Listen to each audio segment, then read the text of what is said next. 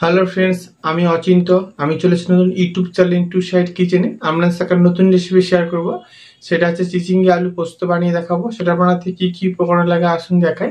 তার আগে একটা কথা বলে দিই, আমার চ্যানেল রেসিপিটা ছাড় আছে। আপনার যদি ভালো লেগে থাকে অবশ্যই লাইক কমেন্ট ও শেয়ার করবেন, বেশি বেশি করে শেয়ার করবেন। যদি আমার চ্যানেল নতুন হয়ে থাকেন তাহলে প্লিজ সাবস্ক্রাইব করে দেবেন, নিচের বেল নোটিফিকেশনটা অল করে দেবেন যাতে আমার ভিডিও আপনার কাছে আগে পৌঁছে। তাই চলুন চিচিঙ্গা আলু পোস্ত বানাতে কি কি উপকরণ লাগে আসুন দেখাই।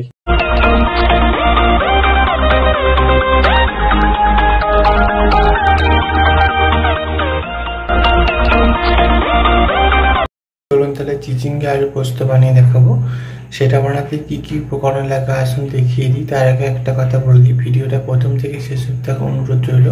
তার জন্য রেসিপিটা শুরু করি। এখানে দেখুন আমি কিছুটা পরিমাণ আলু ও চিচিঙ্গে ভালো করে কেটে ধুয়ে নিয়েছি।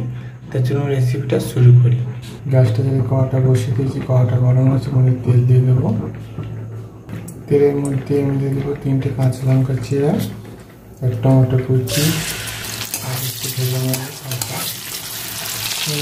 আলু লবণ দিয়ে দেবো, আর একটু হলুদ দেবো, ভালো করে নেড়ে করে ভেজে নেবো।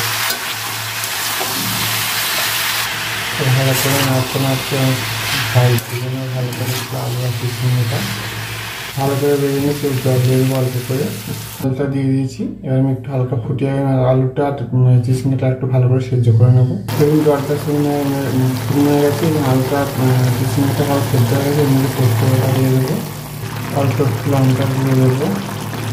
তো ভালো করে পোস্তটা নিয়ে গেছিলো আর একটুখানি শুকনো করে নামিয়ে নেবো। দেখুন আমার চিচিঙ্গা আলু পোস্ত রেসিপিটা হয়ে গেছে, সেটা নামিয়ে নেবো। একটু শুকনো করে নিয়েছি। দেখুন আমার চিচিঙ্গা আলু পোস্ত রেসিপিটা হয়ে গেছে। এই রেসিপিটা যদি আপনাদের ভালো লেগে থাকে অবশ্যই লাইক কমেন্ট আর শেয়ার করবেন, বেশি বেশি করে শেয়ার করবেন, আর প্লিজ সাবস্ক্রাইব করে আমাদের পাশে থাকবেন। চলুন তা দেখাচ্ছি নেক্সট ভিডিওতে। এরকম নিত্য নতুন ভিডিও পাওয়ার জন্য আমাদের চ্যানেলটাকে অবশ্যই সাবস্ক্রাইব করে আমাদের পাশে থাকবেন। তাই চলুন দেখাচ্ছি নেক্সট ভিডিওতে।